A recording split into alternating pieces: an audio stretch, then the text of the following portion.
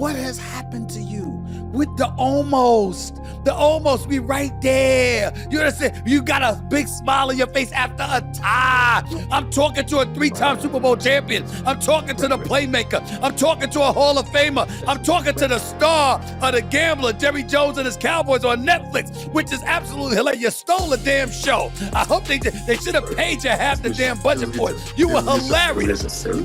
You were special, brother. It was hysterical. Absolutely great. That's what I'm talking to. My Lord, what has happened to you? You're just acting like you're just throwing logic out of the window. You're celebrating moral victories. Michael Irvin. Stephen A. A star, Stephen A. You got to remember, I've ran the whole game. I've seen it all. I didn't just get placed in places and we were automatically winning championships. I got placed in places like right here that were pretty bad, and we had to grow it to a championship. So me, myself, break down the whole process. You yourself and the rest of the suck worlds out here, y'all only looking at the outcome. See, you only talk about who can and who did and who did. I talk about how to. And I can see all the little things that I show you how to. And that's what I'm seeing in the Dallas Cowboys. Now, yes, granted, you got to put it all together and make it work at the same damn time. But I'm telling you, I see some how to already in this team. You see some how to? When you ain't how to do it. Now imagine it's been how to do it, how to get there. It's been 29 years. In Dak's case, it's been 10 years. You and I have had many conversations over the how to. You understand? And now you saying you see the how to, and you talked about that, and it hasn't happened. I mean, when do you get tired of getting your heart? He didn't want to leave. Jerry Jones didn't mind him leaving. And Jerry Jones said it yesterday because he was talking about, you know what, you got a quarterback like Dak Prescott doing his thing and Michael Parsons. Jerry was basically gloating about the fact that he absolutely believed he made the right decision by moving Michael on so he could get additional picks and a guy like Kenny Clark. So he was feeling himself last night, pointing out how even with Micah out there, he was limited in what he could do, whereas Jerry's guy, Dak Prescott, has been balling out. So Jerry, one could easily argue, has all the reasons in the world to feel good about himself right now. No, Stephen. Any man would understand, and you and I do, that given these two things, you may say one thing. But since you had both things, you shouldn't say. See, what he's doing there is fighting with y'all. He's trying to win that moment with y'all. But he knows he ultimately lost Michael. And Michael knows he ultimately lost Jerry. And Jerry's pain is fighting you guys. And Michael was fighting his pain coming to play this game. Y'all can act like I ain't telling them Matthew, Mark, Luke, and John if you want to. But I saw what I saw. And it was fitting. Michael made an incredible play because we would have walked away with a victory if Michael didn't chase down Dak from behind like that. And then Dak would have thrown for 3 touchdowns and ran for 2 in the game winner. You know what I'm saying? So he made an impact in that game. He made an impact. And Jared feels like he got a victory because the tie in that game. Well, you feel like that. That's you. None of them won. Both of them lost when we talk about the Michael trade. That game, that's a little synopsis or something. Part of the battle. But we're talking about ultimately the war, and both lost, which means we all lost. And you're right, I do really blame me. I should have put that back together. Well, let me ask you this, Michael Irvin. In light of the way that Dak Prescott is playing right now, looking absolutely fantastic, already throwing for over 1,100 yards in the season, 6 touchdowns, 3 interceptions, but he is balling, make no mistake about it, averaging about 279 yards a game in the air. What are your thoughts right now? What are you seeing truly from your Dallas Cowboys? Do you really think they got a chance to, let's say, win the NFC East or make the playoffs? And here it is. I'm telling you, Stephen, I would be, and I'm going to close it after this. I would be sky high, riding right if Michael Parsons was still in Dallas. Now, because that was the perfect match. Perfect. We were waiting on Dak to take this next step, and Dak has taken it. I talked to you guys about it. I mean, Dak can put up with this group, and I'm willing now. I'm willing now to say, okay, now we win with Dak throwing the ball. And a Javonte Williams running. We don't have a Derrick Henry and everything. So this has always been to say, I'm willing to say it because I see a new Dak too. You see that. A new You know Dak? what? What's new about him? I'm telling you what's new about him. The way he's carrying himself, the way he is. You can see what he's putting in on the field, how much he's running around now, making plays, throwing across his body. I believe, Stephen A., it's because he's married, he just looks more mature up there, handling things in a better. I see it in Josh Allen, too. You know what I mean? Remember how we used to talk about a Josh Allen? You ain't gonna say none of that. Now you look at Josh Allen and say, that's the man. He's up there. He's the man. They had a great talent, but now their person has grown into their talent, and you can see the difference on them. So yeah, I'm looking forward to it. Let's cut it loose. Let's become the passing team that can run. Why are you doing this to yourself? I'm trying to be here for you. I'm trying to be a friend. I'm trying to be here for you. You know good and damn well your defense stinks. You know good and damn well y'all ain't going to win by so much because the defense ain't going to come to the rescue. You can score all the points in the world, but you're going to still go home with ties or with a loss. When are you going to accept that? No, you're right about that. You're right about that. And that's why I say I grab hope from this, because the Cowboys are the only team to have given up 35 plus points in consecutive home games and not walked home with a loss. That's because of Dak Prescott. I capitulated. I already knew the defense was going to do what it did. That's why I cried so much for Michael Parsons. Because if Dak had put up 35-40, at least I got a Michael Parsons to unleash on the world and go get him some sacks. I can commingle and have victory with that. You see what I'm saying? With this defense now, it's going to take even more of Dak. I thought 32 points to get it. It may take a 40-pointer. And now I'm okay with believing Dak can give me a 40-pointer. I just don't know how much longer I can wait on Matt Eberflus to do something with this defense. But Dak gives me hope. Dak Prescott is the one giving me hope, MVP. It's really bad. The defense is really bad, but I give that to you. So is that your way of saying you think the Dallas Cowboys are going to make the playoffs? Oh yeah. We'll get in the playoffs. How? We'll get in the playoffs. I just told you. Dak Prescott. Let's Dak Prescott. Let's go through the teams. You got Philly and Washington in the NFC East. You know you ain't getting that. You got Detroit and Green Bay. Wait. Stop. What now? Stop. I would let you say we ain't getting that if you had not seen game one. You saw game one. We almost got that. So you can't just throw that out cavalierly in any way like, oh, that's an automatic victory. We should have won game one.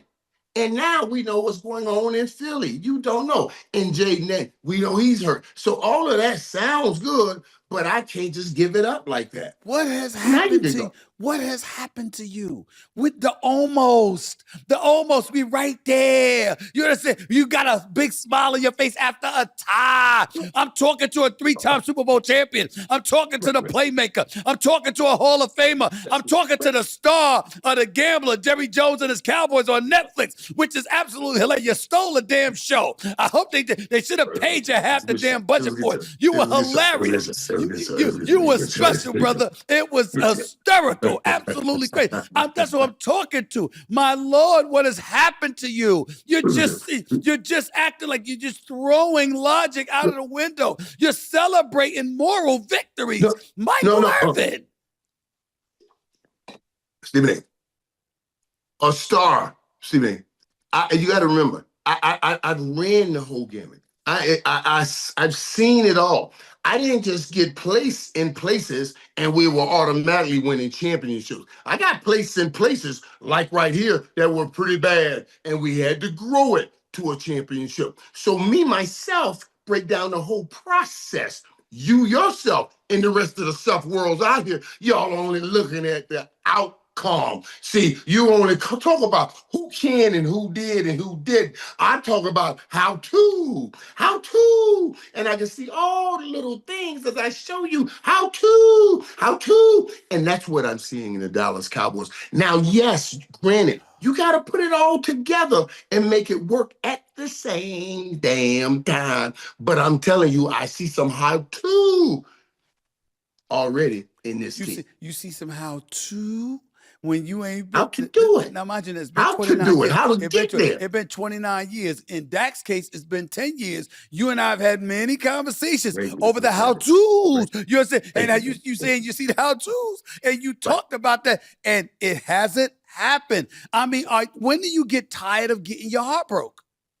But Stephen A., you helped me with this, man. This is why I like talking with you. You just helped me. You just said, "Oh, I see the how-to, but it hasn't happened." Right. So what we talked about, and even you yourself said it. Dax has done well in these regular seasons, but okay, when we get to the postseason, what is it like? What is the how-to in a postseason? That's where the pressure comes in, right? You got to make great plays under a lot of pressure consecutively and consistently. That's what you do in the playoffs to become greatness. That's what Tom Brady and them do. That's what you always question about that. And it's a fair question. But what I'm telling you is this year is how to is going to get him so much time dealing in pressure. You understand what I'm saying? He's going to have to put up 40 points a game. That's a lot of time living with pressure. You know what I'm saying? And when I'm real close to pressure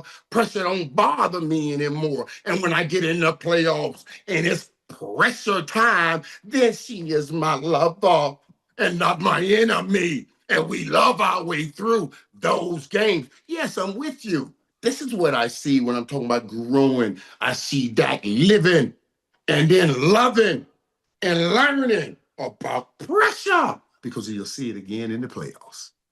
Oh my God. This is unbelievable. I cannot believe I'm listening to you say this. So having said that, okay, the Dallas Cowboys are going to make the playoffs. Before I let you get on out of here, what are you seeing? Who do you see as the number one obstacle to the Cowboys, the Eagles, in the NFC? And this is good. This is good because we see Detroit, and Detroit is another team that's trying to take a step and tries to wait a minute. We've been here and we hadn't gotten it done. There's a maturity about it. And look how they started their first week. And everybody was ready to say, oh God. But they're showing up. They're showing up, man, and they're growing through the how-tos. No more listening to anybody else. This is our team. We're going to take it over and do what we have to do. Even hey, Goff looks like he looks like I ain't listening to you guys no more. I'm doing my thing and go and get it. That's what I think. And I like what I'm seeing with Detroit trying to take it. It reminds me of the year with Barry. After, the first year went bad, then we said, oh, we got to take it and do what we got to do with this. That's what I'm seeing in Detroit now. What are you seeing in the AFC? Is it about the Bills? Do you believe the Ravens could resurrect themselves? Or is it about the Chiefs once they get Rashee Rice back, now that they got Xavier Worthy back, and we must have forgot this is the team that all things through the AFC must come through? And I like last week, it was like they were talking about how much man coverage they're giving Patrick Mahomes. And Stephen, a man like Patrick Mahomes sees man coverage as that looking down, oh, you think this of me? Oh, you just gonna leave this thing wide open. But they've had to go into the kitty and get rid of players. And we just keep letting them take lesser players, but we got the same results. So then they got to go back in the kitty. Then they got to the place where, okay, these guys can't do it. And you saw the stress on that offense. It didn't look like anything Patrick Mahomes and Andy Reid would have anything to do with. And then they just got Xavier Worthy because he's the speed guy that puts fear and tell you guys, back up. Let this old guy make some plays in Travis Kelce. So they got something going on offense again. Mike, let me tell you something. I got to get ready to go. I appreciate you taking time out of your busy schedule to Yeah, join the show. Thank you so much. I wanted to troll you. You are absolutely right. I had every yeah, intention yeah, of ambushing yeah. you. I thought that I had you, and then the damn Green Bay Packers defense forgot to show up. I mean, I'm so disgusted with them. It's hard to even put into words how they let me down. But it is what it is, and I get it. I understand it. I appreciate it, man. Thank you so much, my brother. You take it easy, all right? All right, but I got to come see your studio and everything. Man. I No appreciate you. Love doubt. you, brother. Be safe. Same Be here, safe. man. We'll talk soon. Take it easy. The one and only Michael Irvin right here on the Stephen A. Smith Show, Sirius XM Mad Dog Sports Radio. 888 Mad Dog 6 is always the number to call up. That's 888-623-3646. Listen, this is unbelievable. It's really unbelievable that I have to even deal with this guy, but it is what it is. I got it. I understand it. You know, he's feeling himself right now with the Dallas Cowboys. It won't last though. To all you Dallas Cowboy fans out there, I promise you it will not last. Trust me. Enjoy the moments right now. You still only won 2-1 on the season. I mean, the Eagles are 4-0. Still only won 2-1 on the season. He's talking playoffs. This is what Cowboy fans do. He's talking playoffs. And he's talking about Dak Prescott embracing pressure. And all of a sudden, he's talking about what they're going to do. Oh, stop it. Give me a damn break. But it is what it is, so I'll leave it alone. I'm waiting for a special guest to come on the show in just a second right now. But until then, you're listening live to the Stephen A. Smith Show, Sirius XM Mad Dog Sports Radio. 888 Mad Dog 6 is always the number to call up. That's 888-623-3646. Plus, you could also make sure to send in a voicemail message if you can't get on the line directly. Go to SiriusXM.com/get serious. That's SiriusXM.com/get serious. Hopefully, when I come back, we'll have our special guest. Looking forward to talking to him, plus getting to your phone calls as well and getting into NFL Week 4, along with some other matters as well that I definitely have to touch on before the show expires today. So stick around, don't go anywhere. It's the Stephen A. Smith Show, SiriusXM, Mad Dog Sports Radio. Back with more in a minute. Back to the Stephen A. Smith Show on Mad Dog Sports Radio. 27 minutes past hour number 1 back here in the Stephen A. Smith Show, Sirius XM Mad Dog Sports Radio. Before I get to your phone calls at 888 Mad Dog 6, that's 888-623-3646. I got a guest on the line. He is a stout defensive end for the Kansas City Chiefs. He is Mr. George Karlaftis right here with yours truly right here on the Stephen A. Smith Show. George, good afternoon. How are you, man? How's everything going? I'm great. No complaints. Thank you for having me. Excited. I've gotten the win yesterday, and everything's right here in Kansas City. Man, I really appreciate you coming on the show, and thank you for your time. How are you guys feeling about yourselves after beating the Ravens in the fashion that you did last night? Is it just another game from the standpoint, listen, this is what we can do, this is what we know we can do? Or was it of the mindset like, listen, people are counting us out, we got to remind them who the hell we are? What was that like? Well, I like that question because I think when we could play the way we played yesterday, offense, defense, and special teams kind of all together and off of each other, I think that there's the sky's the limit for us as a team. The only thing we have to prove to people is that we could win. We could prove that to ourselves every single day. And that's a heck of a football team we beat yesterday. We have a lot of respect for them. We've seen them, and it's been close games every time we've played them the past couple of years. So, we feel good. After watching tape, there's a lot of stuff we can improve and get better on, kind of moving forward. And we're feeling good right now, but we know that there's a lot of work to be done. What's been the reason for the Chiefs? You're 2-2 on the season, obviously after an 0-2 start. But what's been the reason that the struggles existed to begin with, in your estimation, just to start off the season? What would you attribute that to? Yeah, there's a lot of stuff that you could say. Just some stuff that just didn't go our way. And flat out, I could just say that we just weren't good enough those first couple games. We found our rhythm in New York, and then we continue that on to next week or to the next week now, the Ravens, and we'll continue that on. But just didn't start off hot, and Coach Reed and the staff challenged us as players to be better. And, there was adversity, and, that there's two things that you could do. You could lay down, or you could step up and come to the plate, and that's what we did. So. Talk to me about the Super Bowl last year, only from this standpoint. It's one thing to lose. It's another thing to lose in convincing fashion, the way the team did to the Philadelphia Eagles last February. How much did that weigh on the minds of you guys in the offseason and coming into this season? I'm not talking about a loss because that happens, Yeah, but the fashion in which you guys lost. I'm interested in knowing how that affected you guys. Yeah, I mean, we had a chance, an opportunity to do something that no other team had done before. Um, so it was a massive motivator in the offseason, kind of driving us in everything we do uh, to get better, to win football games, and it's just a driving factor, a motivating factor. That's what I'd say to that. Just because, when you lose in the Super Bowl, when you lose in that kind of fashion, just like you said, it drives you. Can't step on a football field without thinking about that moment, and it's going to continue to drive us for all the guys that were here to experience that. We're talking to George Karlaftis right here with Stephen A. Smith on the Stephen A. Smith Show, Sirius XM, Mad Dog Sports Radio.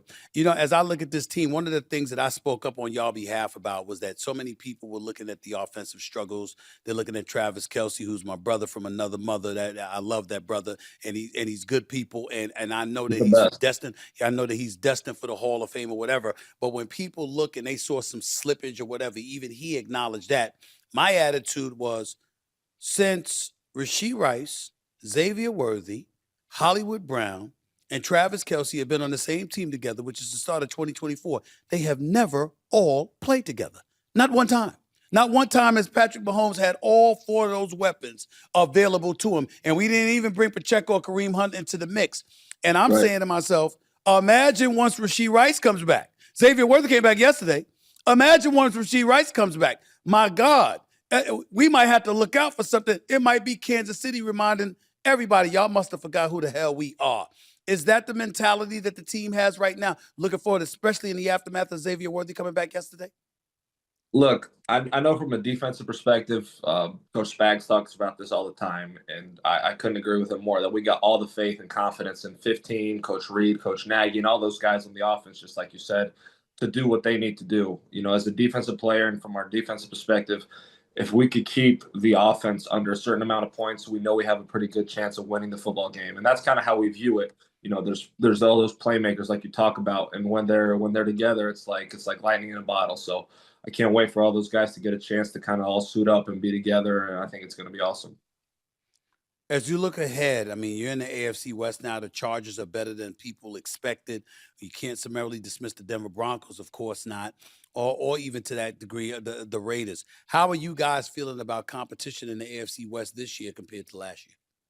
It's a tough division. I mean, it was a tough division last year. We had three of the four teams made it to the playoffs, so that should tell you all you need to know. But when we played, I mean, we beat the Broncos once, lost them once, and when we beat them, it was off of a blocked kick in the last second. And then with the Chargers, we beat them on a last second field goal. So they're all tight games, even with the Raiders too. The tight games all around. It's a tough division, and it's the most important. We got to win all the games in our division, or as many as we can. And it's a tough division, just like I keep saying. We got a lot of respect for the teams in our division. They're great coaches, great players. It's going to be tough, and we're good with that. Well, George, listen, man, I appreciate your time. Thank you for being on the show with me. I really, really appreciate it. I know you're busy. Obviously, just had a big game, big win for you guys yesterday. I didn't expect y'all to beat Baltimore like that, but it happened. I expected you to win, but not like that. Congrats to you. Wishing you the best as this season progresses, and I hope to talk to you again, all right? You take care. Absolutely. You have a good one. Thank you for having me on. All right. The one and only George Karlaftis, defensive end for the Kansas City Chiefs, right here in the Stephen A. Smith Show, Sirius XM Mad Dog Sports Radio. 888 Mad Dog 6 is always the number to call up. That's 888-623-3646. Let's get to the phones. Let's go to Cologne in New Jersey. You're live with Stephen A. What's up, man? How are you? Hey, Steve. Thanks for my call. Hey, Steve, I did not like the game ending in a tie yesterday because, I really liked the Dallas and Green Bay. Hold on. You didn't like what? You didn't like what? They ended in a tie. I've always appreciated the Green Bay and Dallas rivalry throughout the years in the playoffs, especially. But if there is a loser, to me, it's the Green Bay Packers. Because I really thought after losing to the Browns, they'll make a statement in this game to take the next step forward. Embarrassing. Unlike the Lions, who made a statement last week and continue to make a statement this week against the Browns. So moving forward, my faith is in the Lions to win the division and not the Packers.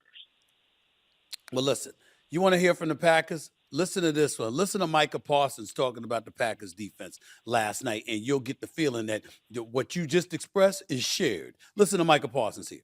I'm not even gonna lie, I'm pissed off. I'm very disappointed overall how we performed. I even told Jordan to the side, thank you for having our back today. That's why it's so pivotal that, you play complimentary football, because today Jordan played like the player he was, and we let him down. We didn't live up to the expectations on defense.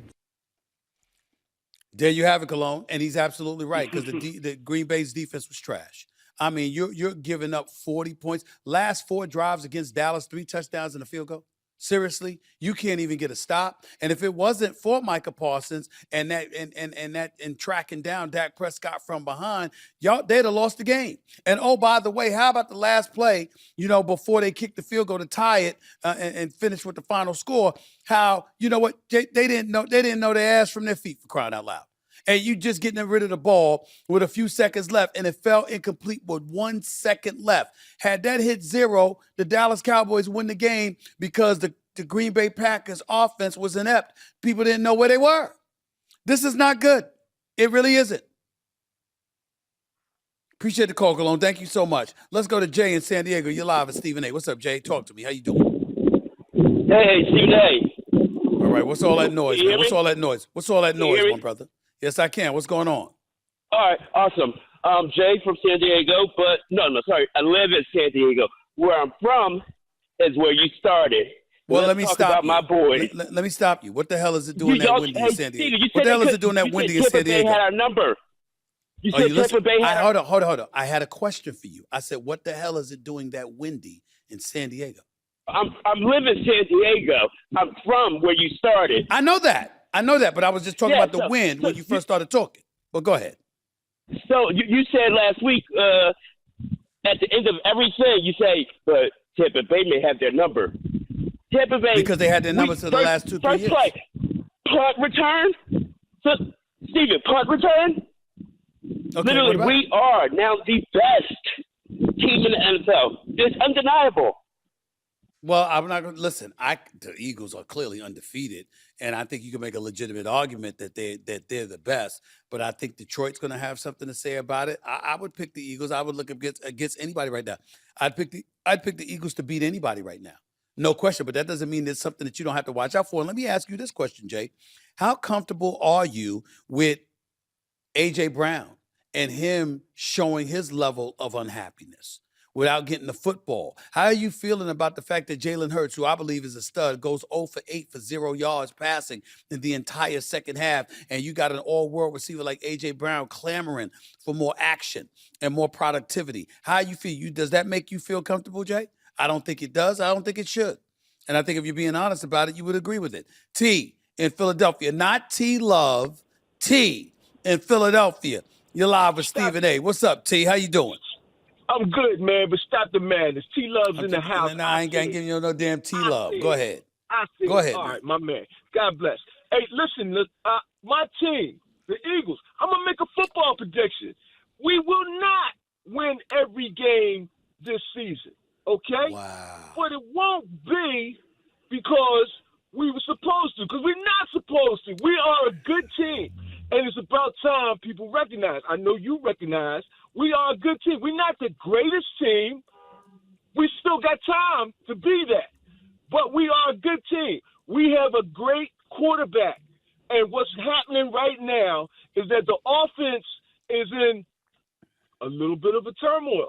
Not because we're not winning, but because it's a new offense with a new offensive coordinator. Okay, it's going to take time for that to gel. Being 4-0 is a plus. All right, T. You know what? I'm going to say it for the purposes of making, because it's going to make you feel good. T-Love. How about that? I'm going to say T-Love for once, okay? Here's, bro. Let me throw this by you. First of all, nobody said that the Eagles are not a good team. They're the reigning defending Super Bowl champions. We clearly know they're a good team. My problem is the fact that you're the one saying they're good. Why are you not saying they're great? Why are you not saying they're elite? They're undefeated. In the last 18 games that Jalen Hurts has started and finished, they're 18-0. He's your quarterback. You saw him a couple of weeks ago against LA just take over him with A.J. Brown. You saw them coming back from a 26-7 deficit.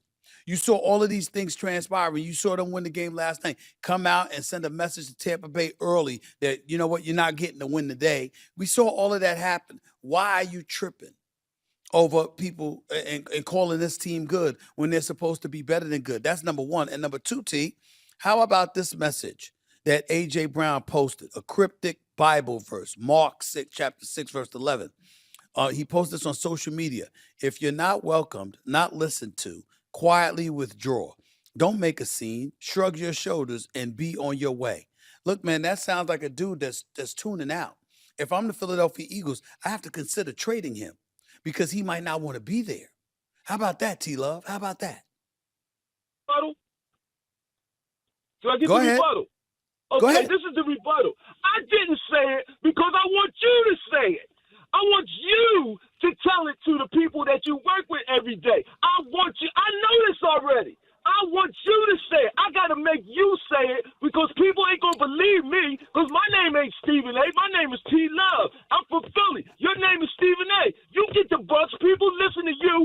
Tell the people again. Okay, I know who we are. The Philadelphia Eagles are a great team. They're the reigning defending Super Bowl champions and a team I believe should be the favorite to win it all again. But I do think Detroit can take them. I do think Buffalo could give them a run for their money. And I do think with all their horses in tow, a contest against the Kansas City Chiefs would definitely be a bit tougher than it was last year. No doubt about that. But I'm asking you, what about your thoughts about A.J. Brown and the kind of effect he could end up having on this team because he's clearly unhappy? Are you concerned about that at all?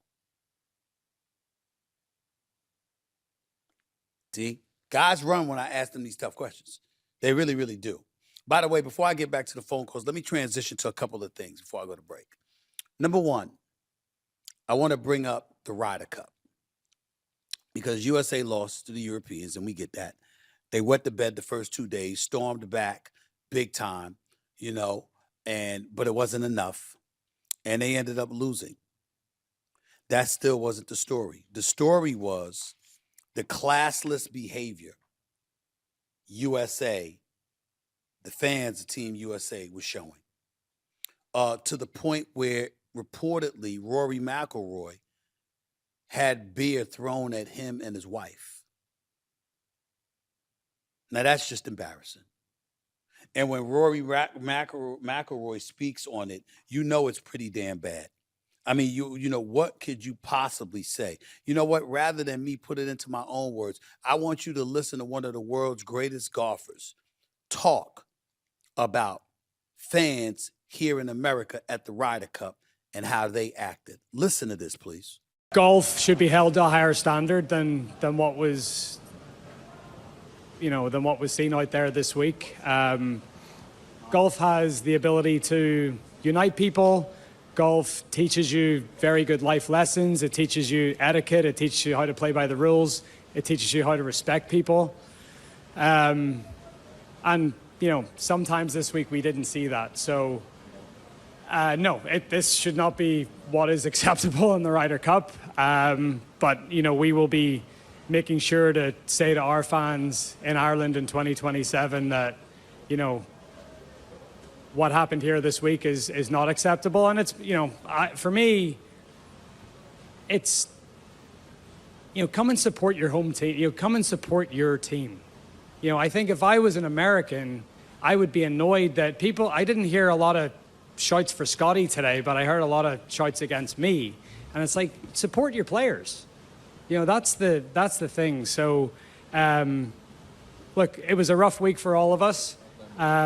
But at the same time, we shut them up by our performance and how we played. And we tried to, I chirped back a few times because it got to me a few times, but we tried to handle everything that came our way with class and poise. And for the most part, I felt like we did that. Amen. Amen. Listen, it's USA today. It's USA for me all day, every day. If you're playing in Olympic competition, international competition of any sort, I'm always rooting for America. But that doesn't give us the license to act like a bunch of assholes. That's just some inexcusable stuff, and it's an embarrassment, an international embarrassment, when the biggest story emanating out of the Ryder Cup is unruly, classless behavior displayed by our fans. Now, we live in different times for sure. And we live in a time where things are a bit acerbic, a bit abrasive, unnecessarily so. And we look at extremism from time to time, and everybody complains about that other stuff. And then they'll look at politics, they'll look at our president and others, and they'll blame them. Damn that BS. You're an adult. Don't point the finger or blame at somebody else as a cause for how you elected to act. You represent the United States of America, and right now on the world stage, we've regressed to an international embarrassment because of how even citizens in this country noticed how fans at the Ryder Cup were acting. But you don't think about that. You don't think about how it will reflect on us as a nation, as a people. That our core decency will come into question because you acting like that on a world stage. You should be ashamed of yourselves. You should be ashamed of yourselves. And I don't want to hear about the climate, as bad as it is. And I don't want to hear about politicians and all of this other stuff. You're a damn adult. You were in attendance. And if you elected to act like a hooligan, shame on you. Where's your decency? Where's your self-respect? See, we don't say this enough, but we need to. Because that inexcusable nonsense has to stop. And it's never going to unless you call people out.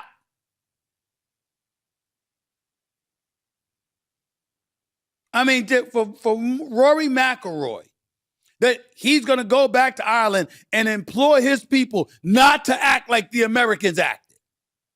You think that makes us look good? And then they shut us up by beating us, despite the vitriol that was thrown in their direction.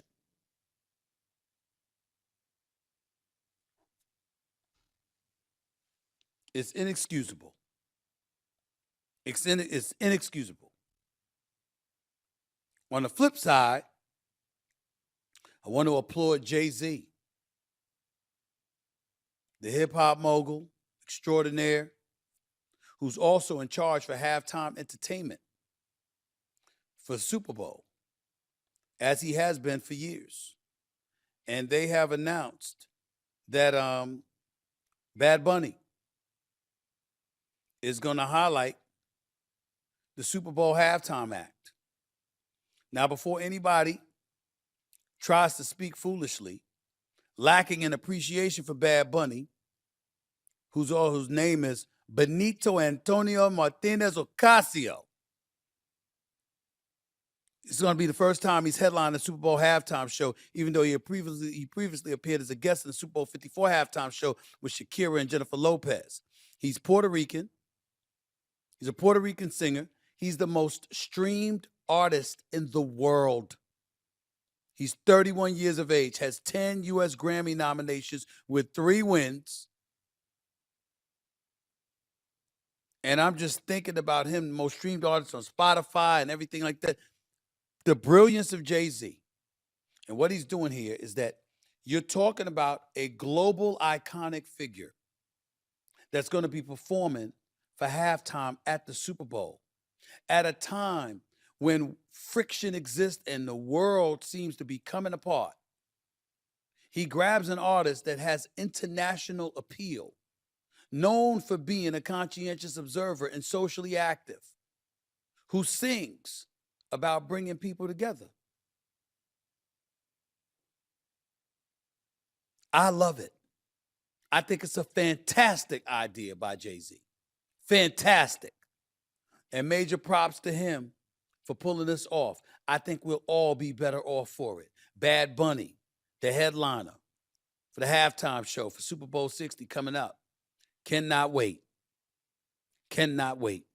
888 Mad Dog 6 is always the number. Call up. This is 888-623-3646. Back with your calls to close out the hour in a minute. You're listening live to the Stephen A. Smith Show, Sirius XM, Mad Dog Sports Radio. See you in a sec. Think you have what it takes to debate Stephen A? Call the show at 888 Mad Dog 6. Here's Stephen A. Smith. 54 minutes past hour number 1 back here on the Stephen A. Smith Show, Sirius XM Mad Dog Sports Radio. Let's get back to your phone calls at 888 Mad Dog 6. That's 888-623-3646. But before I do that, let me make sure I touch on some of your voicemail messages that you may have left me. Remember, you can go to SiriusXM.com/GetSerious to leave your voicemail messages. Once again, that's SiriusXM.com/GetSerious to leave your phone calls. Let's go to a voicemail message that was left for me to see what Charles Jones in Covington, Georgia had to say to me. Green Bay now has a tie on their record, and guess what? That could probably come into the NFC playoff picture when it comes to the Chicago Bears going on a win streak under Caleb Williams and Ben Johnson. And guess what? Ben Johnson is that guy. You guys are going to stop the bad talk about Ben Johnson, man. Come on. About who? I guess he meant Ben Johnson, right? I mean, that's what I'm thinking he's meant because, listen, here's the bottom line. Give props where props is due. Chicago Bears have now won a couple of games in a row. They deserve props, beating the Raiders yesterday. And I'm losing all faith in the Raiders. I mean, you got Tom Brady, you got Pete Carroll there, you got Geno Smith, who's an upgrade from what you had at the quarterback spot before, you're still losing games. I mean, damn. And then you got a bye week, being 2-2 on a year.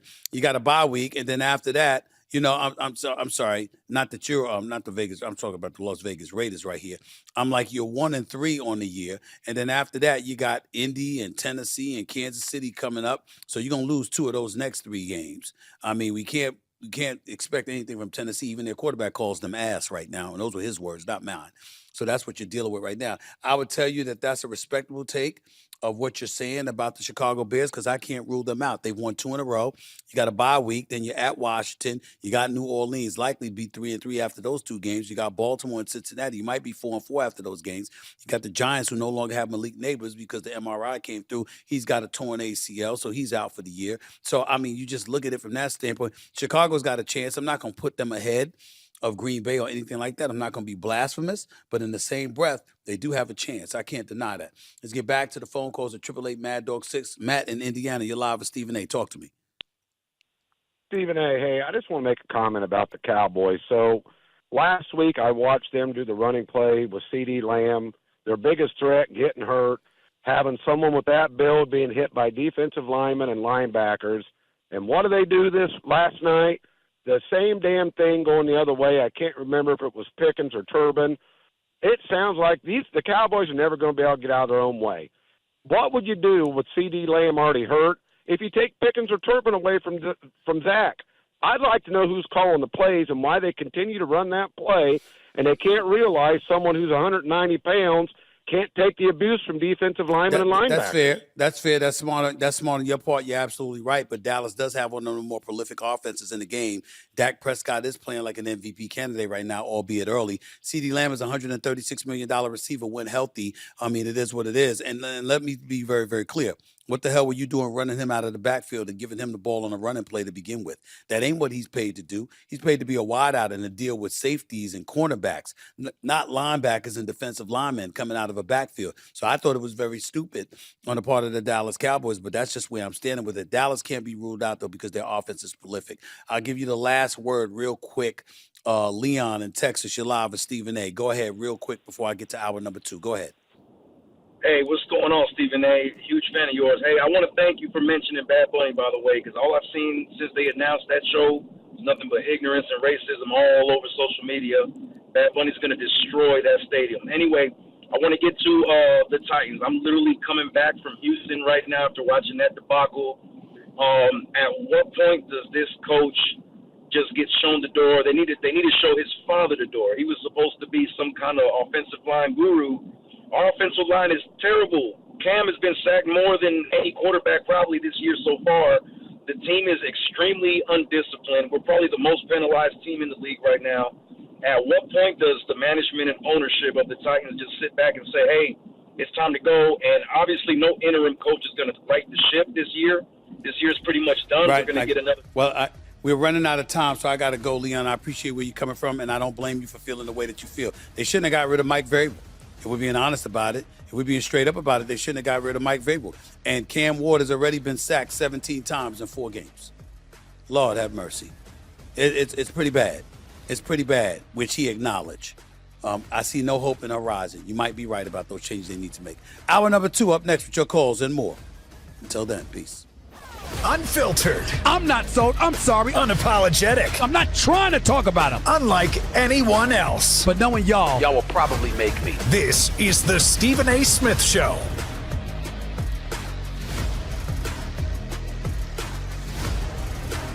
Welcome back to the Stephen A. Smith Show. 2 minutes past hour number 2 back here on the Stephen A. Smith Show. Sirius XM Mad Dog Sports Radio.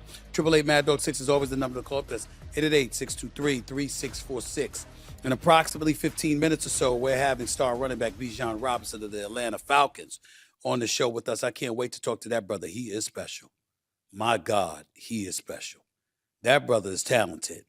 What Atlanta's going to do, they made amends after getting blown out by the Carolina Panthers of all teams. They showed up yesterday and handled their business, so props to them. We'll be talking to him about all of that and then some in just a few minutes. But I wanted to get back to the calls because of what I had to say about the Ryder Cup, what I had to say about Bad Bunny, what I had to say about some NFL stuff. And I wanted to say this real quick about the New York Mets. What a collapse. What an epic, epic collapse. Now, I won't mention his name, but I got security here, but I won't mention his name because you don't want to expose how big, powerful men are reduced to tears when their team stinks, when they just play like trash when it counts most. You see the most powerful, vibrant individuals reduced to mush. And that's what, my security, he's that dude, except for when it comes to the Mets. He just goes into hiding. He can't take it. Then he comes up with, stuff like, you know what, your Yankees will only be playing a couple of more days than us. Well, damn it, they're in the playoffs and you're not. And that's usually the narrative that we're saying about the New York Mets, and that's where we are again. Ladies and gentlemen, in June, they were 45-24 with the best record in the major leagues and the best ERA. And since then, they went like 38-55. They were the 5th worst team in Major League Baseball with a horrible ERA double, over 5.27 or something like that. I don't recall ever seeing a pitching staff, an entire pitching staff that couldn't get out of the 3rd inning. They were just awful. And that's why they're home. They had a 10-game lead over the Cincinnati Reds for a playoff spot, and they lost it. What a collapse. So it's just really, really bad. What can you say?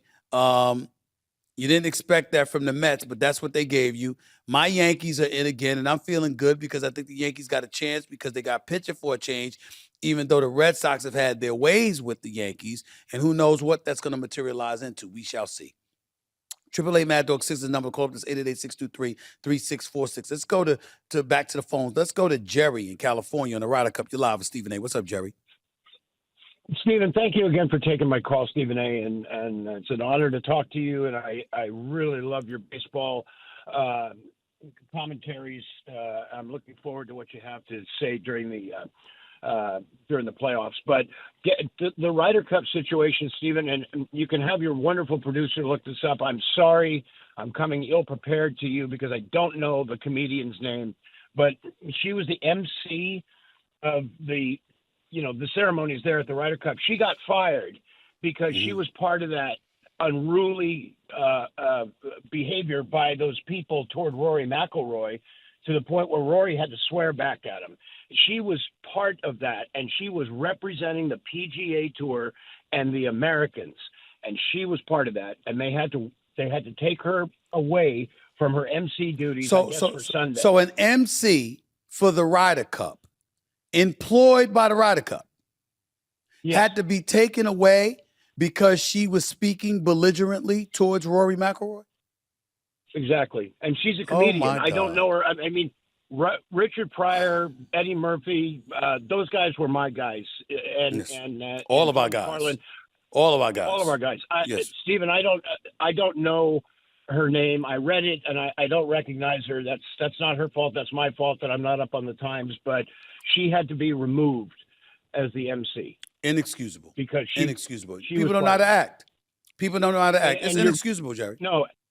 And your wonderful producer can look that up and get her name. And you may recognize her. I don't. But Okay. But I just want to make that point. And you have a great show. I'll let you get back to your callers. Thank you so much, Jerry. I appreciate it. Call anytime, buddy. It's just inexcusable. What's wrong with us? What's wrong with us? We don't know how to act. I mean, you know how to be a fan. It doesn't mean, you can boo. You can cheer, vociferously for one side over the other. You throwing beer at people's wives, cussing people out, going off, don't know how to mind your manners or your language. And Rory McIlroy is 1,000% right, especially in the sport of golf. Etiquette's the order of the day.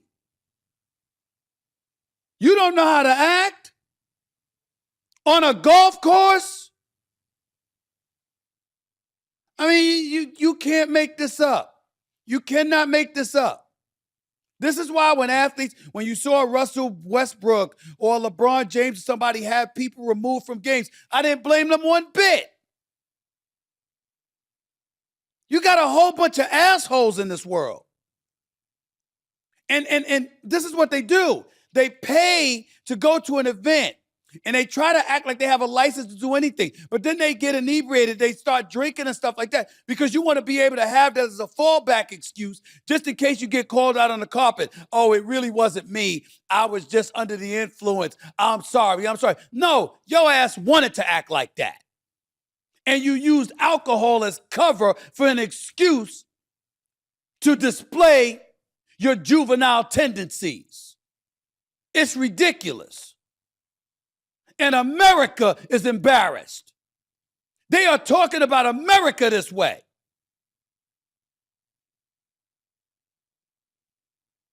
And this is why we got to all hold everybody accountable for this stuff. There's nothing wrong with knowing how to act.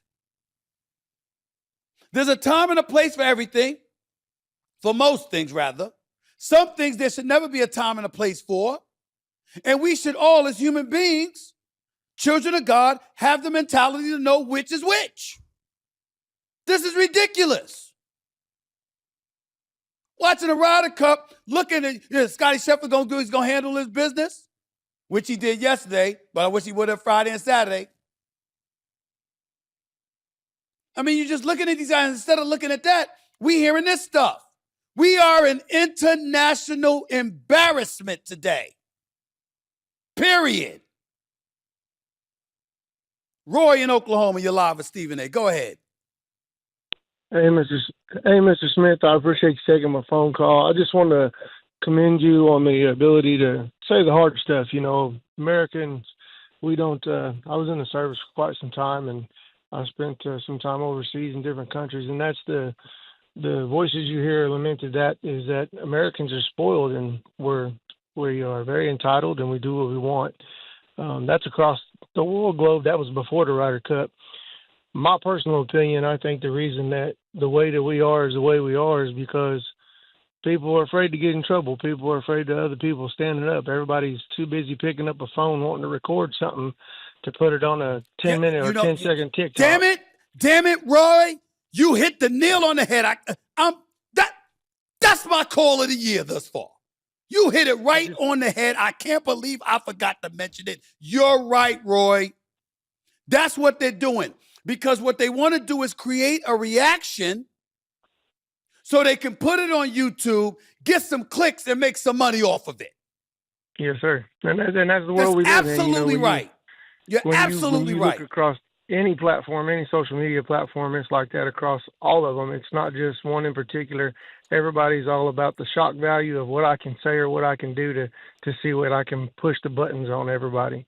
People are afraid to get hit in the mouth anymore, for lack of better words. And we don't need to be encouraging that either, because in this day and age, Roy, you're not wrong, but they'll take it further than what you meant it to be taken. Because that's the trifling ass society that we're living in right now. But we got to come together, man. I'm talking about human decency. I'm not talking about, listen, everybody's got their proclivities. Everybody's got, what they like, what they don't like, people they want to hang around, people they don't want to hang around. I'm not talking about stuff like that. I'm talking about where we should have common ground is with our humanity. We should know what the lines of decency are, and we should all be in agreement as to when they are crossed. We should have an idea of what decorum is and what is too damn excessive or is wrong and belligerent and vile. We should know the difference. And we can't leave it up to so-called leaders, politicians, or anybody else. Damn it, we're American citizens. Me and you, Roy. And the rest of us, we're our own adults. We're one human community. We should be able to tell the difference. We should. It takes a village. It takes a village. Roy, I appreciate you, man. Call back anytime, buddy. David in Maryland, you're live with Stephen A. Talk to me, David. What's up? Well, two things, Stephen A. Just one, I want to reiterate. If Deion had let Shador be drafted by the Ravens, a top-class organization, he'd be starting the next two games. Well, let me stop you right there. David, I don't want you to be confused. I'm not saying you're wrong. I'm saying it's perfectly understandable why at that moment in time that kid may have thought differently. No, but I think it was Deion telling him not to go to the Ravens, and I think that man played a role. But even Deion is one of the greatest athletes who has ever lived. If he's looking at another great athlete and he's saying he's never coming out of the game, he's durable, he's reliable, and he's phenomenal, so you'll never see the light of day on the field. That's not beyond the realm of comprehension. So what I'm saying to you is that I understand why you would disagree. A lot of us might, but it doesn't make Deion or Shador wrong for saying I might want to be in a situation where I conceivably would see me having a chance to play down the road. That's all I'm saying. Oh, okay. Ryder Cup.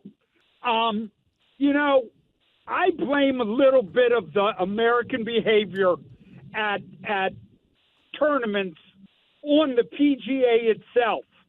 They sponsor the Waste Management Open, which encourages the behavior that we saw at the Ryder Cup of Explain throwing it. beers on Explain it. I'm not quite understanding your point. Explain that. Explain that, David. Go ahead.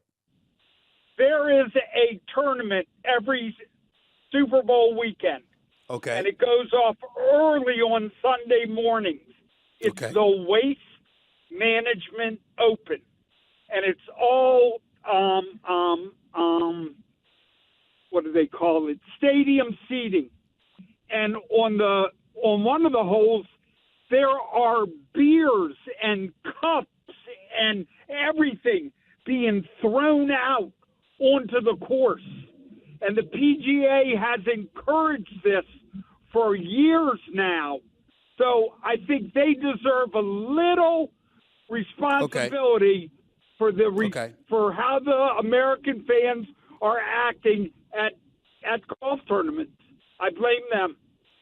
Okay, listen, you know what? I don't know how accurate that is, but I don't blame you, David, because anything that remotely contributes to the disrespect, the penchant to be vile and disgusting and rude and stuff like that needs to be addressed. And we need to ward that off at the path any chance we get. And if that's what you think contributes to it, that might be a valid point. But I know this much: at the end of the day, all of us need to be able to come together in terms of drawing those lines in the sand as to what is appropriate and what is not. So let me give extreme examples, okay, that we would all agree with. We'd all agree that if we were walking in the streets and we saw a man putting his hands on a woman, that we wouldn't tolerate that. We'd all agree that if we saw a child alone and an adult came up to them in very menacing fashion, and it wasn't an adult that they knew, that we would jump to that child's defense and made sure we do what we could to protect it, male or female.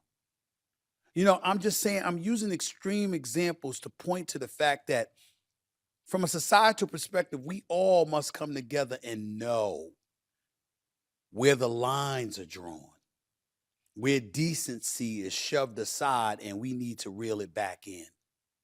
That there's certain behavior that you should not be allowed to get away with. Like y'all could sit up there, and I remember the whole Jimmy Kimmel thing went on last week and all of this other stuff. I've said about working for Disney something that I'm very, very proud to say. And that's not to say that everything is perfect, because it never is anywhere in any place that you work for. And I think that I speak for SiriusXM when I say this as well. Looking at these people here at SiriusXM, I mean, damn, you could talk about good stuff, but these people are exceptional. They really, really know their stuff. And they know what the hell they're doing. And anybody that's going to work in concert with them has to get on the ball. And if you don't know what the hell you're doing, you better figure it out quick, fast, and in a hurry, because they will leave you behind because they know what the hell they're doing. And I bring that up to say this line that I want all of y'all to hold on to, especially when it comes to somebody like me, because I firmly believe this. Any day of the week, I would much rather work for someone with standards than someone looking for them. I'm going to repeat that. I would rather work for someone with standards than someone looking for them. The reason why is because when you're working for someone with standards, whether it's behaviorally or beyond, there's a line where a light bulb pops in your head that you better not cross. And some people may choose to cross it anyway, but most people won't. You know why? Because that's embedded in their brain, in their head. They know better. That happens when you're working for people with standards and you're not left to your own volitions, your own proclivities, your own devices. No, you answer to somebody based on standards. Once upon a time, that was America. Once upon a time, America was like, nah, we ain't having that. Now it's one or two extremes. Everything goes or nothing matters enough. Either is wrong. And the Ryder Cup typified that. There's no excuse for the kind of behavior those European players, specifically Rory McIlroy, described. It is inexcusable, it is unacceptable, and it should never, ever, ever be tolerated or embraced, period. And that is that. Hopefully when we come back, Bijan Robinson of the Atlanta Falcons will be here in attendance with yours truly, at least on the phone. That's what I'm talking about. You're listening to the Stephen A. Smith Show, SiriusXM Mad Dog Sports Radio. Back with more in a minute. Back to the Stephen A. Smith Show. 23 minutes past hour.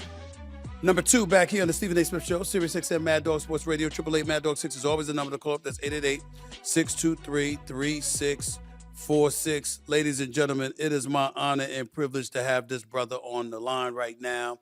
First round pick of the Atlanta Falcons in 2023, 8th overall pick, one of the best running backs in the game. The brother's skilled. It's just that simple. He's a skilled brother who should have the ball in his hands a hell of a lot more if the Atlanta Falcons are hoping to go someplace. I'm talking about the one and only Bijan Robinson. What's going on, big time? How are you, man? How's everything? Man, I'm doing awesome, bro. Man, it's good to talk to you. Man, it's good to talk to you. It's good to talk to you. I'm watching you juke and dance and do all the things that you have been doing. Man, you something special, my brother. Congratulations on your success thus far in the NFL, your 3rd season. How are you feeling about where your game is at this particular moment in your career? Yeah, man. I mean, obviously it's been a blessing. Just the journey that I've been on these past 3 years, and the growth that's been happening. I feel like I can do more. Like, obviously, I would say that just because, we're not where we want to be. We haven't made where we want to be as a team yet. Like, we're obviously trying to do some big things. But for me, like, continue to grow in my game and to do it for this team. And, I know God's given me an ability to go out on that field and help in the pass game, run game. Like, you put me up, wherever you got to put me to be successful. But I think if I just continue to do the little things right, like, man, the sky can be the limit. So, I gotta keep on improving every single day, man. When you modeled your game, looking at yourself and what you bring to the table, I mean, we always ask this question, but it's important because obviously predecessors mean something because they give us an idea of what we can do and most importantly, what we want to do. When you think about if somebody looked at you and you felt like you wanted to model your game after somebody that came before you, who was that player that came to your mind? I would say LT. I would say he's LaDainian Tomlinson. Yeah, there's another LT in New York. Make sure. That ain't, so I got you. LaDainian. Definitely him, just because of how he affected the game and all over the field, whether it's pass game or the run game. And then another guy is like Marshall Faulk. I feel like just how he can line him up and how he's just a threat all over the field. That's how I model my game. Because I'm just so big on doing it all. Like, I tell a lot of running backs nowadays, like, you can't just be a running back. Like, you have to be effective in the pass game. You got to, pass block. You got to be effective in the run game. So, for me, like, the guys that, came before me that did it all over the field, like, that's who I model my game after the most. So those two are definitely some guys who I look at and continue to study and take, little things out of their game. Bijan, we're talking to Bijan Robinson, star running back for the Atlanta Falcons, and I said star running back, and damn it, that's what I meant. 14-plus 100 yards you rushing the football last year, and I couldn't wait to ask you this question because I'm looking at the numbers from your rookie year to last year. You had about 214 carries your first year. Last year was over 304. Are you concerned about workload when you describe what you just described? Because unlike any other position in football, I've never seen anything like it. In football, particularly at the running back position, it's like the more you do, the less you're appreciated in the aftermath while it's happening, sure. But then next year, it's like, oh, we did put a lot on his body. And regardless of how you look, they want to hold your back. They want to say you don't deserve X, Y, and Z. As a running back in the National Football League, do you find yourself concerned about that, the lack of appreciation because of how running backs are judged in the NFL in terms of their age? Yeah. I'm glad you brought that up. Like, I feel for me, how I look at things is if you do what you're supposed to do for your team, I feel you'll be appreciated no matter what. I know the running back position has become like devalued and a lot of sorts, but from the past couple years, 2 or 3 years, man, like the running back's been the guy that gets the offense going, that gets all the big offenses going. That's right. Especially if you have a guy that can be just as effective in the pass game. Like you're unlocking so many different things, and it's starting to become harder for defenses to know where that guy is on the field. And I'm glad that the running back position is starting to become more appreciated and looked at. And I mean, hopefully it continues to become a position that like everybody sees and everybody saw how it used to be like back when Adrian Peterson was playing, like, these other running backs, LT, like all those guys. But for me, man, like, it's my job to tell the guys that are coming like behind me, like, dude, like these people, these GMs and stuff like that, like they want guys that can be effective all over the field. Because if not, then you're just going to be looked at as just another guy that they can replace, just another guy that they can get from elsewhere. So, I think there's a lot of great running backs out there. But I feel like we're starting to look at just a transition and how effective the position can be, and when you do have a great run game, just how much better your offense is. We're talking to Bijan Robinson right here from the Atlanta Falcons, right here on the Stephen A. Smith Show, Sirius XM Mad Dog Sports Radio. The man knows of what he speaks. In just 4 games, 64 carries for 314 yards, averaging nearly 5 yards a carry, but also has 18 receptions, targeted 23 times, 18 receptions, 270 yards. So it speaks to what you were talking about with you being a dual threat. Obviously, if they give you the ball more, that improves their chances of winning, right? You won yesterday against the Washington Commanders, which a lot of people didn't see coming after what happened the previous week. Would you mind explaining to the football world how in the hell did the Atlanta Falcons lose 30-0 to the Carolina Panthers over a week ago? How'd that happen? Yeah, I mean, it was a couple of different things, man. Like, we came in, and I feel like we came in ready to go, which we did. Like, we came in on a high note.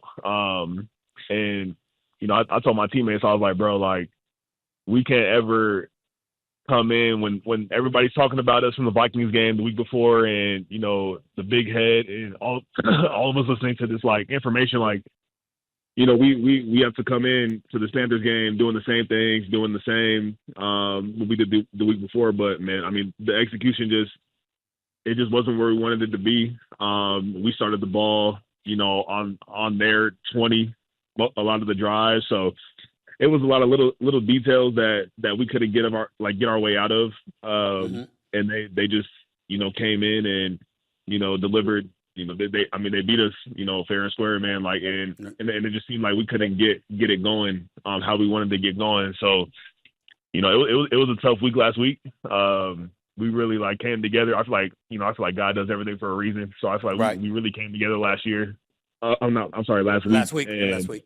Yep. And it really did help us as a team, and it really did like bring us together so we could, put a performance like we did yesterday in front of everybody. Before I let you get on out of here, just a couple of questions before I let you go, Bijan. I'm looking at Michael Penix Jr. The brother can play. He ain't a scrub. Absolutely. And I'm happy that he's your starting quarterback. But you ever see those quarterbacks that just seem too damn cool?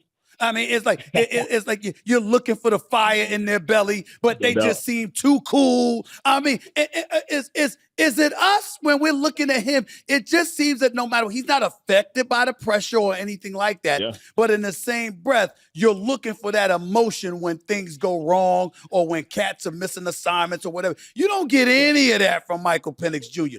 Is that something we should be concerned about, or should we just let it fly because the brother's so skilled he'll figure it out? Yeah, man. I would say just let it fly. That's just who Mike is. Like, he's always been like that. He's always been just calm under pressure. He's not one to raise his voice. He's just gonna talk to you like, if somebody ran a route wrong, he'll be like, "Hey, brother, just do this next time." Like, he ain't trying to scream or none of that. So, I think with him, man, like, he's been playing college football. He's been playing football for a long time. So, just the experience and, what he's trying to do and how he's trying to handle himself, like, he's always been that guy to do that. So for us, like, it's our job to be on and to, know our assignments and know everything that we're supposed to do around him. So he can just let his game speak for itself. And, we don't got to get him out of his comfort zone and trying to do, extra. But I feel like, man, he's handling it really well. This is like his 7th game. So I even told him, I was like, bro, like, you got to take it 1 week at a time. And, when you do that, then everything's just going to unlock. Look at you. Slow. Yeah, Look at you, Bijan. Bijan, you 23 years old and you leading the way. See, this is what I'm talking about. See, you got it already. You got it already, bro. We're talking to Bijan Robinson, star running back for the Falcons. Listen, I don't know if you know this about yourself. Do you know that you're leading all players in yards from scrimmage this season with 584? I've been told that today. Wow. I was like, that's not enough. You got to do that's more. Not enough. Okay. All right. No, okay. Cool, it's cool. Okay. It just shows like what we're trying to do. But I'm gonna take it, like I said, like I'm gonna take it 1 week at a time and just keep on improving. Last question for you. I mean, listen, you opened the season with a loss against Tampa, but it was a close one, 23-20. You beat Minnesota. You lost to the Carolina Panthers. Then you came back and you beat the Washington Commanders. Who are the Atlanta Falcons, and what should America expect from them moving forward? I know y'all got a bye week this week, and then you got the Buffalo Bills and San Francisco next before Miami gives y'all a damn game because they can't play these days. I don't know what the hell's going on in Miami. But what are your thoughts? What are your thoughts about your team and what we should expect from the Falcons moving forward? Yeah, I mean, I would say, you're looking at a team that's playing with an edge right now. For us, like, I told the team, like, we can never get too big of a head, man. Like, we have to, take every week like it's a championship week. And for us, that's how we're going to go in to every single game, because we saw how we didn't do it a couple weeks ago, and we got beat, and we got beat how we didn't want to. So I feel like from here on out, man, like, we're playing with an edge, man. We're playing in silence. We're not gonna, boast about anything. We're gonna keep it in the building, and we want to be obviously the most explosive team on offense and defense. So, playing with that fire, like that's what you're gonna expect from us, moving forward. Bijan Robinson, I really mean this when I say that. I've been watching you play. I've been fascinated watching you this season. I should have watched you more last season. I saw you a few times. I knew you had skills. I saw you at Texas. I knew you had skills then too. But I mean, to see what you're doing right now, I can't say enough about how skilled you are, how impressive you are. Keep doing your thing. Oh, by the way, don't think for 1 second I'm going to let you go without asking you about this. Arch Manning, Texas. I mean, anything you want to say about, what the hell is going on? I mean, they went from talking about him as a Heisman to hoping he'll be a good quarterback. How are folks, how's Longhorn Nation feeling about Arch Manning, meaning Bijan Robinson? What's up? No, I mean, I feel like, we shouldn't put too much, we shouldn't have put that much big expectation on him. Like, he's still trying to get it together. He's still learning, but I mean, the last game I know it was Sam Houston, but he did put on the show, so that's true. This weekend coming up, like we're gonna see. I feel like we got to play competition, so when we start playing this SEC ball, then we'll see what's really about to happen. But if we do what we're supposed to do, like man, we could take it a long way. We just got to take it like I said with our team, we got to take it 1 week at a time and see what happens, but. They're a good team, man. We'll see. In my opinion, before I let you go, I'm going to tell you this. You don't have to answer this. I'm just going to tell you this. Steve Sarkisian is a damn good coach. He knows offense, and I don't see him really stepping out. I see him being overly cautious with Arch Manning. That's what he needs to stop. He needs to stop and unleash this boy, and let's see what he's got. That's what Steve Sarkisian needs to do. No, you're right. You're right. All right. But like you said, like, he a really good coach, so he knows, and he knows like his quarterbacks, and he knows what he wants to do. But no, you're right. It's time to unleash everything so we can get these wins. Bijan Robinson for the Atlanta Falcons. Appreciate you big time. Keep it up, man. You always got a home here anytime you want to holler. I appreciate it, man. Thank you so much. Man, thank you as well, big brother. Yep. Have a good one. Always. One and only Bijan Robinson for the Atlanta Falcons. The brother can play. Yeah. Y'all need to watch the Atlanta Falcons. Watch when the ball gets in this brother's hands. Bijan Robinson is no joke. He's special. That's why I said, could you call him, please? Could you call him? That brother is special. He really, really is. He can ball. Atlanta got a chance because they in the NFC South. And even though Tampa can ball and Todd Bowles knows what he's doing and Baker Mayfield's been balling out and you got Evans was out, but he's going to be back and Godwin is going to be there and Ibuka is no joke. Atlanta, with him, Drake London and the crew, if Penix shows up, they got a chance. That brother right there is something special. I'm telling y'all. I'm allergic to scrubs. I'm the scrub. I'm a scrub enough. I don't need to interview scrubs. I know what scrubs are, okay? So when you can play, that's when I want you on this show. That's just me. Anyway, let me go to SiriusXM.com/GetSerious. Let's see who's left me some messages right there. You saw what he said about Arch Manning, right? He agreed with me about that, but then Steve Sarkisian doesn't know what he's doing, so we get that part. Joseph Oliver sent me a voicemail message. Listen to this. Y'all had a lot to say about Alabama when they lost to Florida State. What y'all gonna say now that they beat Georgia? I tried to tell you, Stephen A., that Alabama was a good team. Y'all be hating on them when them boys be losing, but Alabama still is a good team on the Kelly DeBoer, and they can still win the SEC. What y'all got to say about that? You see, here's what I don't like about what you said, Joseph Oliver, and I'm going to give it a respectable take because you're absolutely right, because it's a respectable take, and I get your part, and I understand this, and I got to give love where it's due. Ty Simpson, Alabama, is balling right now. He came into the game complete damn near 90% of his passes over the last few weeks. Completed 24 of 38 for 276 yards, 2 touchdowns, not a single turnover or an interception, not a single interception. Gunnar Stockton, I expected more from him out of Georgia this year. I'm not sold, no question. Alabama deserves all the credit in the world, and I think you're right. I was wrong. I'm still not sold on Kalen DeBoer. I think you need some Rough Riders when you're going to succeed Nick Saban.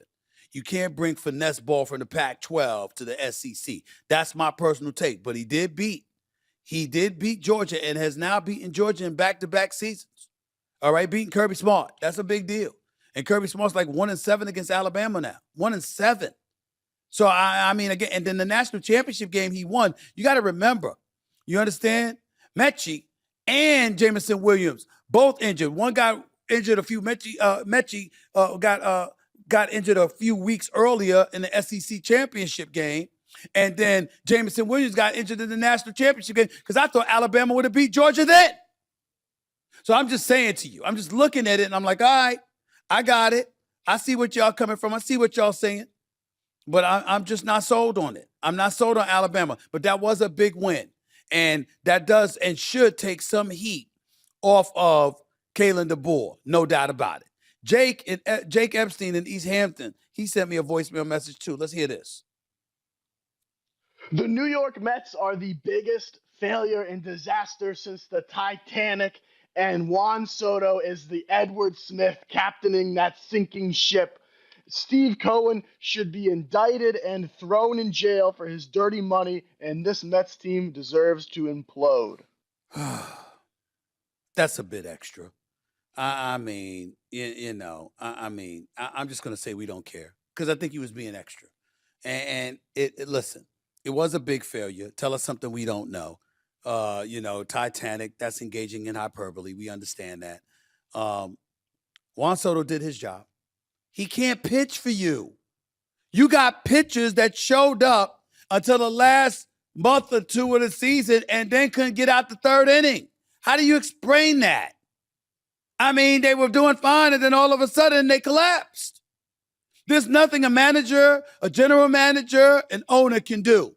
You pay the people to play, all right? You manage them. But when they're doing everything, and then all of a sudden they can't, and their defense wasn't that impressive either. Now that you can point to the managerial issues. You can point to that. But the pitching, I'm sorry. I'm just of the mindset, I just can't go there. There's nothing that can explain the collapse that happened with the New York Mets. I can't believe the Cincinnati Reds are in there. No, props to Cincinnati Reds, but y'all ain't who I wanted to see. I wanted to see the Mets against the Dodgers. That's what I wanted to see. But it didn't happen. By the way, to send your voicemail messages in, once again, send to SiriusXM.com/GetSerious. That's SiriusXM.com/GetSerious. Let's go back to the phones. Let's go to, let's see. We're going to go to Bill in South Dakota. You're live with Stephen A. What's up, Bill? Hey, Stephen A. How are you, sir? Kudos, man. You're great. You're a great guy, boy. Thanks, I wanted to call about. I just heard about this Ryder Cup, but I grew up in the 50s and 60s and 70s, and our life was baseball cards and marbles and a sock. Okay. And I mean, and Al Kaline and Mickey Mantle, those were our heroes. We tried to play them when we played in the sandlots and everything else. But the influence that professional and college players have on the kids was great for us, and it's still great today. And kudos to you and Mad Dog. You come out and say things that people anymore are afraid to say. We live in a screwed up world. Well, I can tell you that much. Let me tell you something. You ain't got to worry about me being afraid to say it. I can tell you that much. I can tell you that. What the hell I got a microphone and a camera for if I'm scared to speak? That ain't going to happen. I promise you that. So if that's why you love me, Bill, you're going to fall in love with me because I ain't changing. I ain't changing. I mean, this stuff is ridiculous. You can't have us acting like this and no regard for how our country looks and how our country comes across. Nah, that's inexcusable. We're not doing that, Bill. I appreciate the call so much. Thank you. I really, really do. Let's go to Jared in Rochester. You're live with Stephen A. Real quick, Jared. Go ahead. Hey, Stephen A. Thanks for taking my call. I appreciate it. If you recall, on Friday, I sent the voice message in about the Mets. Obviously, they just looked awful. The Reds we got the help from the Brewers, and they just couldn't perform. And I think it all goes back to June 12th. Here's why. You mentioned the pitching was difficult at the end of the season. June 12th was the exact day that Kodai Senga went down with the injury covering first base, and June 13th is that day with the losing record. And that they have, like you mentioned, the fourth or fifth worst record since June 13th. And I think it all goes back to that Kodai Senga injury with the morale just going down from there. Okay, you might be right. I appreciate the call, man. Thank you so much. 888 Mad Dog 6 is always the number. Call us. 888-623-3646. You're listening live to the Stephen A. Smith Show, Sirius XM, Mad Dog Sports Radio. Back with your calls to close out the show in a minute. Back to the Stephen A. Smith Show on Mad Dog Sports Radio. Here's Stephen A. Smith.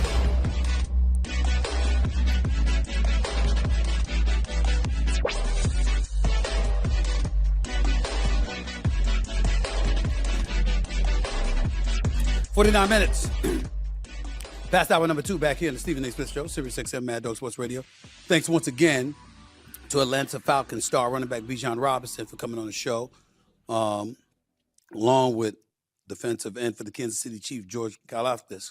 So thanks again to both of them for coming on the show. Really, really appreciate their time out of their busy schedules and all of that. They just had a game yesterday, so I like it. I always want to let the players know they're welcome to come on the show anytime.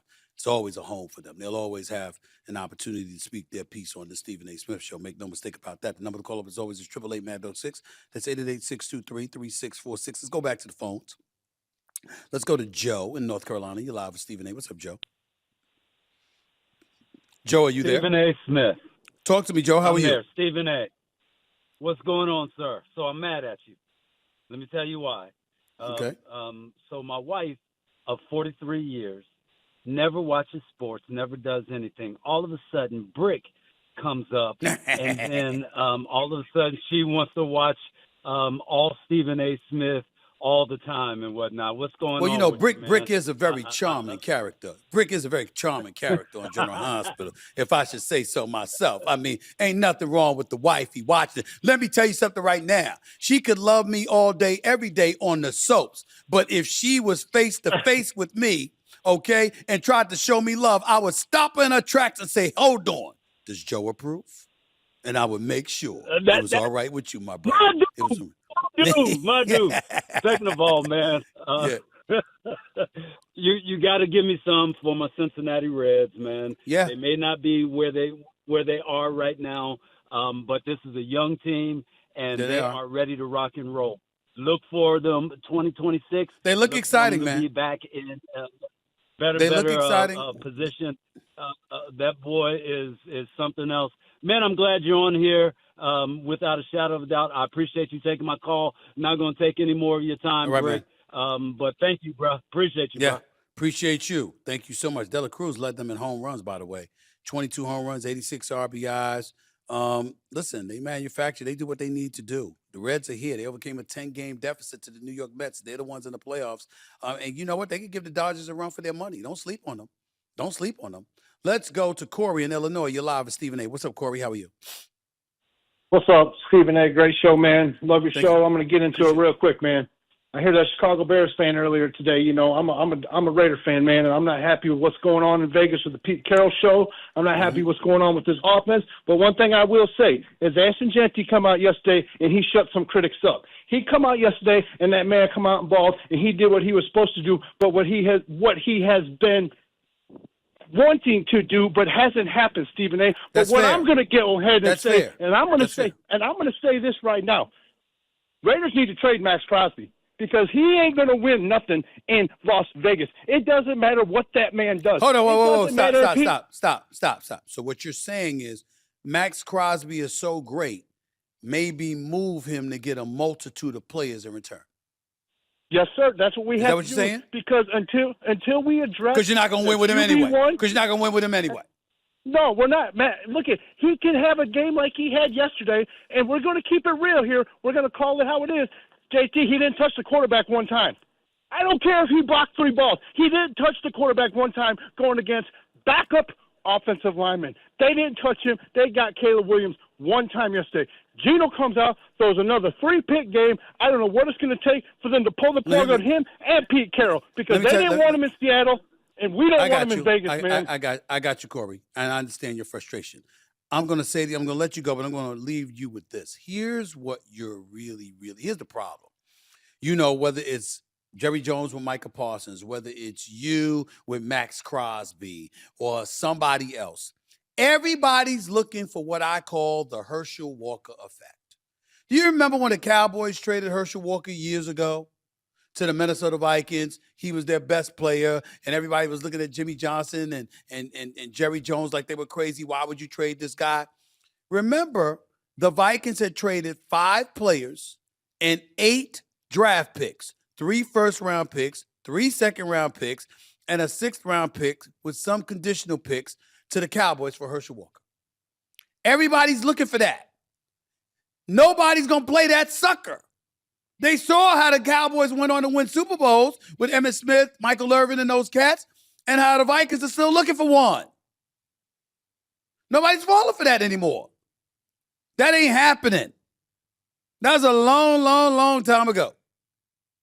Isaac Hope was a part of that trade. Darren Nelson was a part of that trade. Alex Stewart was a part of that trade. I mean, this is what happened. It is what it is. Alex in Miami, you're live with Stephen A. What's up, Alex? How are you? Stephen A., what's up, bud? How are you?